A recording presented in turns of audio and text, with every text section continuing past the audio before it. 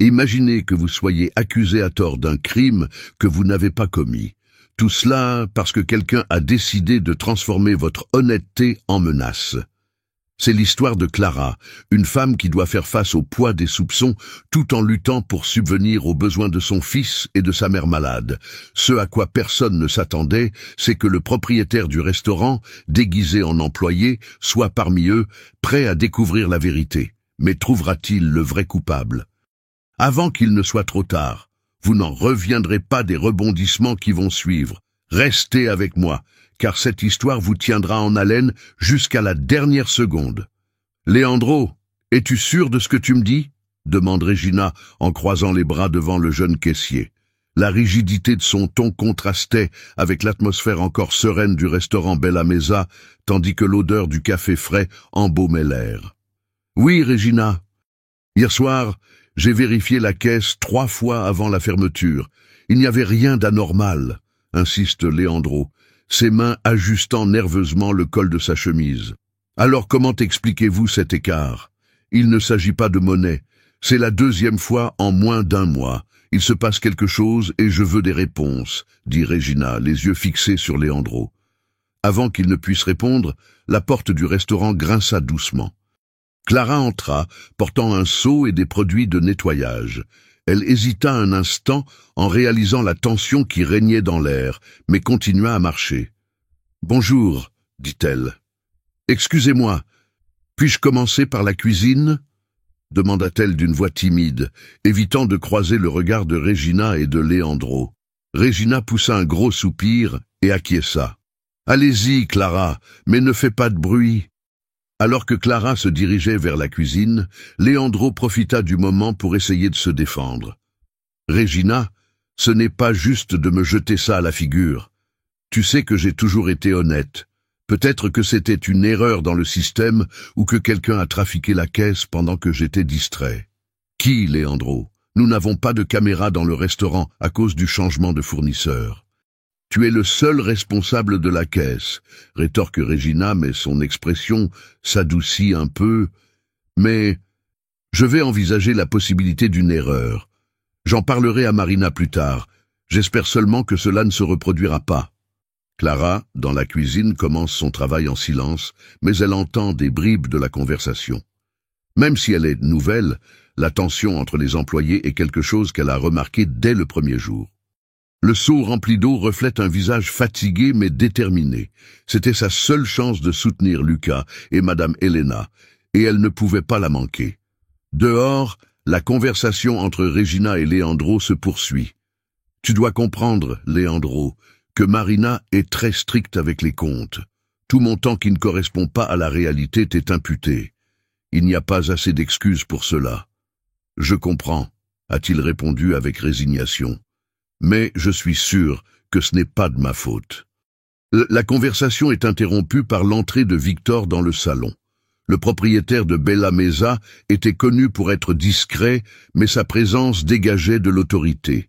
Il les salua tous les deux d'un léger signe de tête avant de se diriger directement vers la cuisine. En entrant, il trouva Clara toujours concentrée sur le nettoyage des carreaux. Elle leva rapidement les yeux, surprise. « Monsieur Ricardo, je veux dire Victor. Je suis désolé, je n'avais pas réalisé que vous étiez là si tôt. » Victor lui adresse un bref sourire. « Je suis juste passé voir comment les choses se passaient. Il faut qu'on parle de quelque chose plus tard. Il faut qu'on parle de quelque chose plus tard, d'accord ?» Clara acquiesça, essayant de cacher sa nervosité. Elle savait qu'elle n'avait rien fait de mal, mais ces derniers temps, les soupçons et les rumeurs dans le restaurant mettaient tout le monde sous pression. Victor quitta la cuisine et, en passant devant Regina, lui dit à voix basse « Il faut que je te parle plus tard. Des nouvelles de ces divergences ?» Regina secoua la tête, laissant échapper un soupir. « J'essaie toujours de comprendre ce qui se passe, mais quelque chose ne semble pas normal. » Pendant ce temps, Clara commençait à fredonner doucement, essayant de repousser les pensées des regards suspicieux que certaines personnes jetaient dans sa direction. Elle n'avait pas grand-chose, mais elle avait son honnêteté, et c'est ce qu'elle comptait bien garder. Vous êtes-vous déjà arrêté pour réfléchir au nombre d'histoires incroyables que l'on peut encore vivre, même lorsque la vie semble vous mettre à l'épreuve? Comme Clara dans cette histoire, nous traversons des moments difficiles et avons l'impression que personne ne comprend notre douleur. Mais ce qui nous permet d'avancer, c'est l'espoir que quelque chose de transformateur nous attend encore. En pensant à vous, qui êtes peut-être confrontés à vos propres défis, je souhaite partager quelque chose de spécial. Mon livre numérique « The Secret of Mature Romance Stories » a été créé pour les femmes comme vous, âgées de plus de 40 ans, qui savent que le véritable amour n'a pas de date de péremption. Il révèle comment transformer votre histoire en quelque chose dont vous avez toujours rêvé, même si vous pensez qu'il est trop tard. Je pourrais faire payer ce contenu, mais pour les premières personnes qui sont ici à écouter ce message, je veux vous l'offrir en cadeau. C'est vrai, c'est gratuit. C'est ma façon de rendre l'appareil et d'aider plus de femmes à croire au pouvoir de leurs histoires. Cliquez sur le lien ci-dessous pour obtenir le vôtre avant que les téléchargements gratuits ne soient épuisés. Ne laissez pas passer cette opportunité. Elle pourrait être le début du prochain grand chapitre de votre vie. Victor était assis dans le petit bureau du restaurant Bella Mesa, regardant un simple badge avec le nom Ricardo imprimé dessus. Il prend une grande inspiration et ajuste le col de son uniforme de commis de cuisine. « Je dois être vigilant. Le moindre détail pourrait être la clé pour découvrir ce qui se passe ici, » marmonna-t-il pour lui-même avant de se lever et d'entrer dans le salon. Le salon est animé par les préparatifs de la journée. Isabelle, la cuisinière, portait un plateau d'ingrédients frais tout en échangeant quelques mots avec Regina sur l'organisation du menu. Clara, quant à elle, était dans un coin, frottant avec détermination le carrelage. Elle semblait ignorer les mouvements autour d'elle, mais la vérité était qu'elle écoutait attentivement. Victor s'approche d'Isabelle avec un sourire discret. « Je suis le nouvel assistant, Ricardo. C'est Madame Marina qui m'a recommandé. »« Par où puis-je commencer ?» demanda-t-il d'un ton humble. Isabelle le regarde de haut en bas en arquant les sourcils. « Eh bien, Ricardo, nous allons être très occupés aujourd'hui. J'espère que tu es prêt pour le rythme d'ici. Commence à laver les légumes pendant que je prépare les sauces. » Il acquiesça et se dirigea vers l'évier, se lavant les mains avant de commencer. Pendant ce temps, il observait discrètement les autres employés. Regina passa devant lui et lui jeta un rapide coup d'œil. « Si tu as besoin de quelque chose, Ricardo, parle-moi, n'hésite pas. » Victor remarqua le ton presque impersonnel, mais n'en laissa rien paraître. Il savait que la confiance se gagnait, surtout avec quelqu'un d'aussi méticuleux que Regina. Dans la cuisine, Clara nettoyait le sol à côté de l'office, tout en écoutant Isabelle et Victor parler. « Alors, Ricardo, tu as de l'expérience dans la restauration ?» demande Isabelle en remuant une casserole. « Oui, j'ai déjà travaillé dans quelques endroits. Mais j'aime apprendre de nouvelles choses, » répond-il en détournant la conversation des détails personnels. De l'autre côté de la cuisine, Clara hésite un instant, réalisant le ton amical entre les deux hommes. Bien que réservée, elle remarquait toujours qui entrait et sortait du restaurant. Elle se demandait si cette nouvelle assistante ne risquait pas de changer la dynamique de l'endroit. Regina réapparut dans la cuisine, un carnet de notes à la main. « Isabelle, je dois ajuster le planning des menus. Veux-tu te joindre à moi une minute ?» Isabelle acquiesce, laissant Victor seul pour un moment. Il en profite pour observer Clara. « Tout va bien ?» demande-t-il doucement. Clara le regarde, surprise par l'interaction. « Oh oui, j'ai presque fini ici. »« Vous travaillez ici depuis longtemps ?» demanda-t-il en essayant de paraître décontracté. « Non, quelques semaines seulement. Mais c'est un bon endroit, juste un peu... trop occupé parfois, » répondit Clara avec un sourire timide. Victor lui rendit son sourire. « Je vois, les endroits très fréquentés ont toujours leurs défis à relever. » Avant qu'il ne puisse continuer, Regina revint et appela Victor pour l'aider avec les paquets. Il suivit rapidement, mais pas avant d'avoir jeté un dernier regard attentif à Clara. Quelque chose chez elle l'intriguait, Mais il savait qu'il devait l'observer davantage pour bien comprendre. À la fin de son service, Victor était épuisé, mais il sentait qu'il avait fait un pas important vers l'infiltration du restaurant sans éveiller les soupçons. Alors qu'il s'apprête à partir, Marina apparaît dans l'embrasure de la porte du salon. Elle l'interpelle d'un geste discret et lui chuchote « Du nouveau ? Pas encore, mais je suis tout de près. Ce n'est qu'une question de temps, répondit-il fermement. La salle était plus calme plus tôt dans la matinée, mais la tension dans le restaurant Bella Messa était palpable. Renato, l'un des serveurs les plus âgés, se trouvait près de la caisse lorsqu'il a vu Clara entrer pour commencer un nouveau service. Il croise les bras et la fixe quelques secondes avant de s'approcher. « Clara, je peux te parler ?» demande-t-il, la voix empreinte de suspicion. Clara le regarde avec surprise. « Bien sûr, Renato. Qu'est-ce qui ne va pas?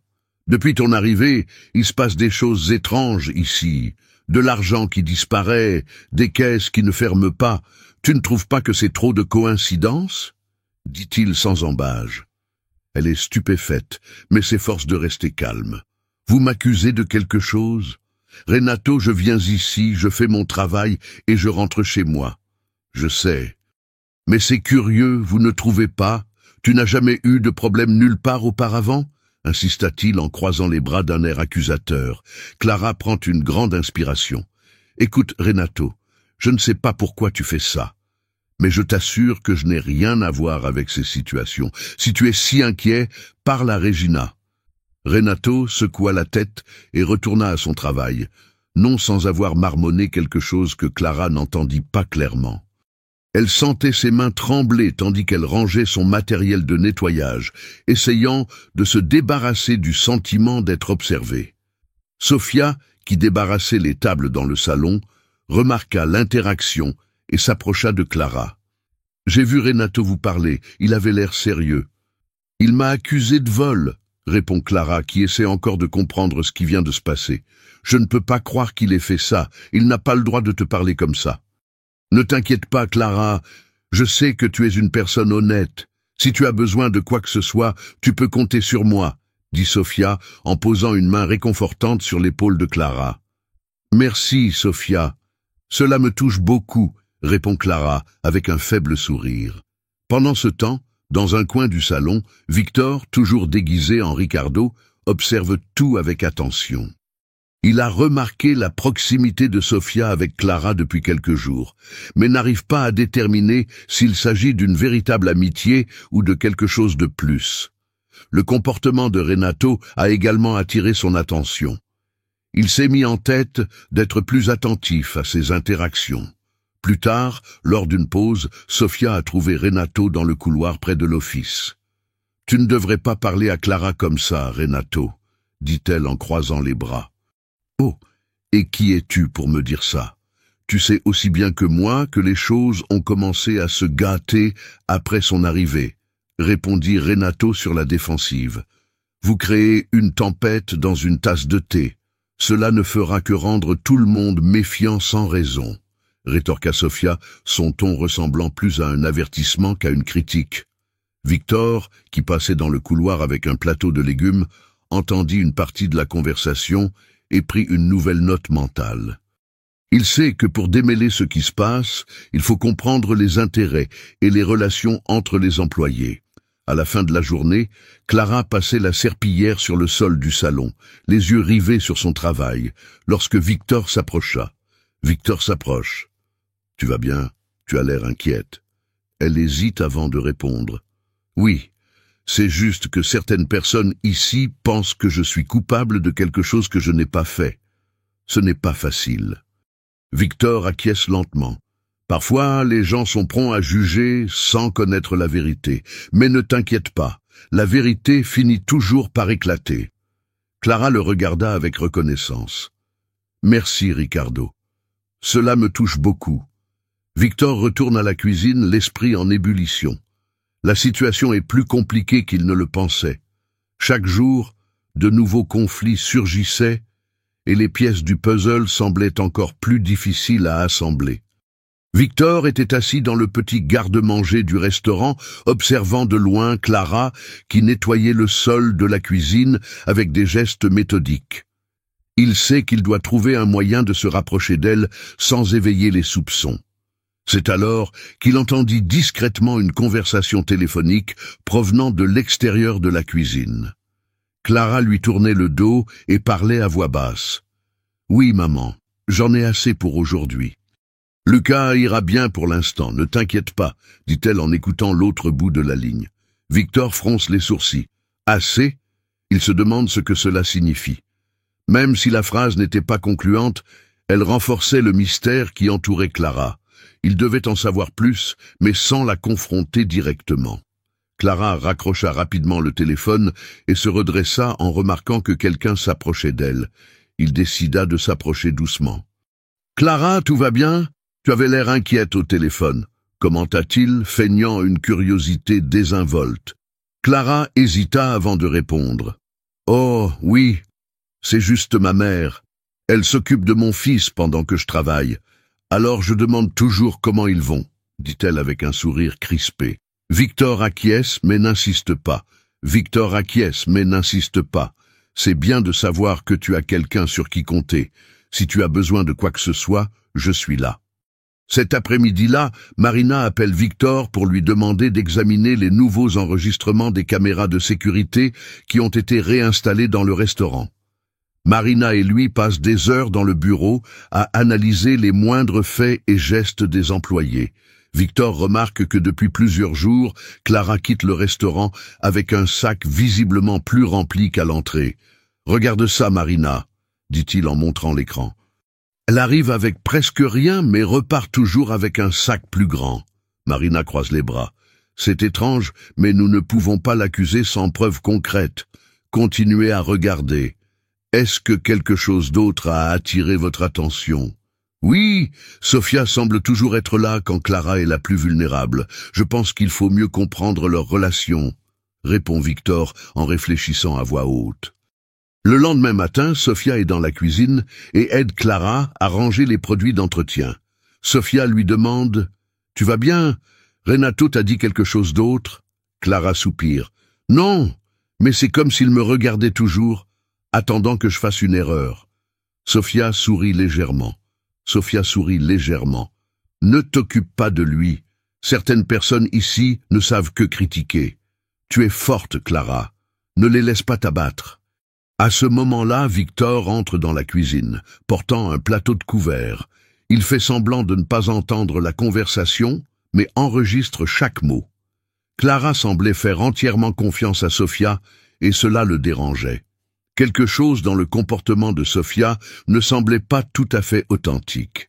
Plus tard, en fin de journée, Marina convoque Victor dans son bureau pour une rapide réunion. « Vous avez fait des progrès? Quelque chose de concret ?» demande-t-elle. « Pas encore, mais je me méfie plus de Sofia que de Clara. Elle est toujours proche, comme si elle essayait d'attirer l'attention ou de protéger quelqu'un. Il y a quelque chose qui cloche, » répond Victor. « Continuez à surveiller. Nous ne pouvons pas nous tromper dans notre décision finale, » dit Marina d'une voix ferme. Ce soir-là, alors que Clara préparait ses affaires pour partir, Victor s'approcha à nouveau d'elle. « Clara, je peux te demander quelque chose. Comment fais-tu face à tout cela? Tu as l'air de porter un poids énorme sur ton dos. » Clara sourit, mais ses yeux sont fatigués. « Je fais ce qu'il faut pour m'occuper de ma famille. Ce n'est pas facile, mais je n'ai pas le choix. » Victor la regarde, essayant de déchiffrer les nuances de ses paroles. Il savait qu'elle cachait quelque chose, mais il n'arrivait pas à déterminer si c'était lié au cambriolage ou simplement aux difficultés de sa vie. Une seule chose était sûre, la vérité n'était pas si loin. Victor ajuste son tablier en traversant le hall presque vide. C'était la fin de son service et il savait que la vérité était proche. Il jette un coup d'œil discret à Marina, qui l'attend dans le bureau et passe en revue les dossiers de la journée. Ils étaient tous deux déterminés à résoudre le mystère ce soir-là. Regina, fatiguée, mettait la dernière main à la fermeture de la boîte dans la cuisine. Elle s'arrête un instant pour se frotter les tempes, visiblement épuisée. Victor s'approche d'elle avec précaution. Regina, puis-je t'aider? Tu as l'air accablée, dit-il d'une voix douce. Elle secoua la tête en poussant un soupir. J'ai juste besoin d'en finir. La pression pour résoudre le problème de l'argent manquant me tue. Pendant qu'elle parlait, Clara passa dans la cuisine, son sac à main à la main.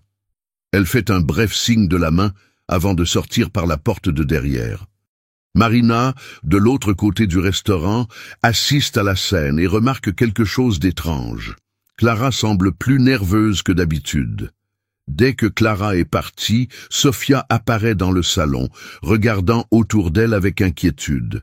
Victor échange un regard significatif avec Marina avant de la suivre discrètement. Sofia se rendit dans le garde-manger, sortit son téléphone portable de sa poche et commença à parler à voix basse. Victor se positionne assez près pour entendre. « Oui, mais elle ne sait rien. Clara vient de partir et j'ai déjà tout organisé. Ce n'est qu'une question de temps avant qu'elle ne soit blâmée, comme nous l'avons convenu, » dit Sofia, son ton devenant plus anxieux. Victor s'éloigne en silence, le cœur battant. Il devait agir vite pour éviter que Sofia ne s'échappe ou ne fasse plus de mal à Clara. Il se rendit auprès de Marina et lui expliqua ce qu'il avait entendu. « Nous devons l'affronter maintenant, avant qu'elle n'ait une chance de s'enfuir d'ici ou d'organiser quelque chose d'autre, » dit-il fermement. Marina est d'accord, mais décide qu'ils auront besoin de témoins pour la confrontation. Elles appelèrent Regina et Isabelle, qui fermaient le salon, et se rendirent ensemble à l'office. Lorsqu'elles ouvrirent la porte, Sofia sursauta, laissant tomber son téléphone portable. « Qu'est-ce qui se passe ici ?» demanda-t-elle, en essayant de paraître indignée, mais sa nervosité était évidente. « Nous voulons savoir exactement de quoi vous parliez au téléphone, » dit Victor d'un ton ferme. Sofia rit nerveusement. « Vous êtes en train de m'espionner? C'est ridicule. » Marina croise les bras. « Cela ne semble pas si ridicule quand on sait que tu essayais de piéger Clara. N'essaie pas de mentir, Sofia. On t'a entendu. » Sofia hésite, mais son masque tombe. « D'accord, je l'ai fait, d'accord, mais seulement parce que je pensais qu'elle essayait de me voler ma place. Clara est trop efficace, tout le monde l'aime. Si quelqu'un devait être licencié, ce serait moi. » Regina regarde Sofia choquée. « Vous avez mis tout le monde sous pression, provoqué un chaos total, juste par peur de perdre votre emploi. »« Je voulais juste assurer ma place ici, » répond Sofia, les larmes aux yeux.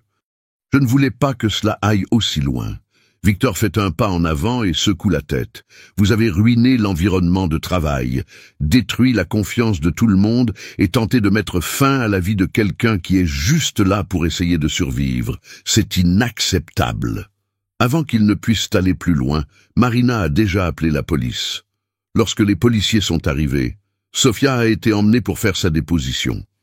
Le silence règne dans le restaurant et tout le monde est visiblement ébranlé par ce qui vient de se passer. Victor, qui ne porte plus son déguisement, appelle Regina et Marina pour une brève conversation. La vérité a enfin éclaté, mais nous devons rétablir l'équilibre et la confiance au sein de l'équipe. Clara mérite plus que des excuses. Elle a besoin de justice. Marina acquiesce. Nous réglerons cela demain, tous ensemble. Ce soir-là, Victor quitta le restaurant avec un mélange de soulagement et de frustration. Il sait qu'il a encore beaucoup de travail à faire pour regagner la confiance de l'équipe, mais il est heureux d'avoir découvert la vérité. Le lendemain matin, tout le personnel est réuni dans le salon du restaurant Bella Mesa. L'air est chargé d'attente, mais aussi de tension. Marina et Victor sont au centre, prêts à clarifier les événements récents.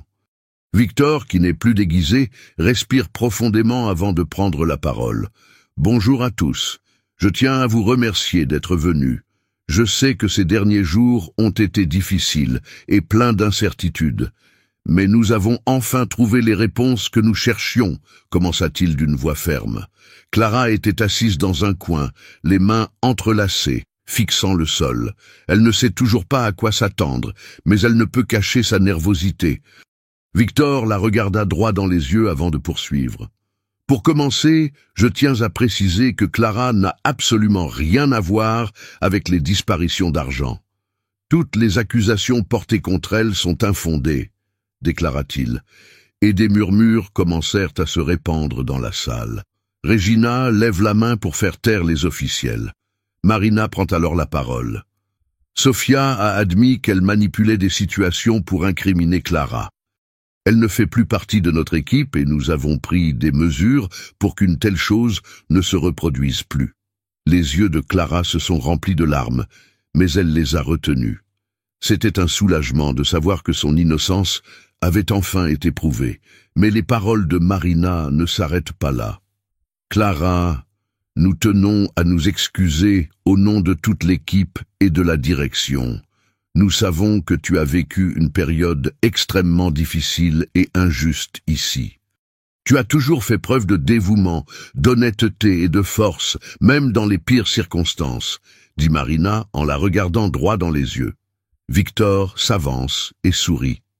Nous avons donc décidé que tu méritais plus que des excuses. Nous voulons vous promouvoir au poste de superviseur de l'équipe de nettoyage, avec un meilleur salaire et plus de stabilité. Nous voulons également vous offrir, à vous et à votre famille, un soutien. Si vous avez besoin de quoi que ce soit, notre porte est toujours ouverte. Clara est restée sans voix pendant un moment. Les larmes qu'elle avait retenues ont fini par couler sur ses joues. Je ne sais pas quoi dire. Merci beaucoup, Victor. Merci, Marina. Cela représente beaucoup pour moi. Les autres employés se mirent à applaudir, et même Regina, toujours si réservée, esquissa un sourire d'approbation.